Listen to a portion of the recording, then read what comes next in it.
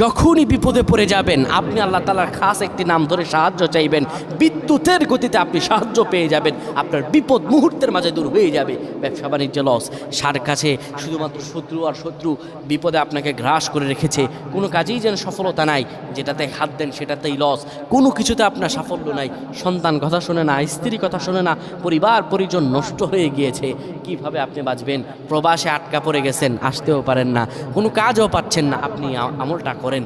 এটি আমার কথা নয়, বিশ্বনবী মুহাম্মদ রাসূলুল্লাহ সাল্লাল্লাহু আলাইহি ওয়াসাল্লামের প্রিয় সাহাবী হযরত যায়েদ রাদিয়াল্লাহু তাআলা আনহু, তিনি একবার মক্কা থেকে হিজরত করে যখন মদিনায় যাবেন, ঠিক সেই সময় বিপদে পড়ে যান।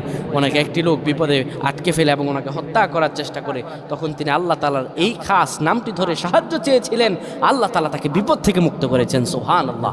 সেই দোয়াটা কি? তিনি যখন বিপদে পড়ে যান তিনি বলেন, আগিসনি ইয়া রহমান।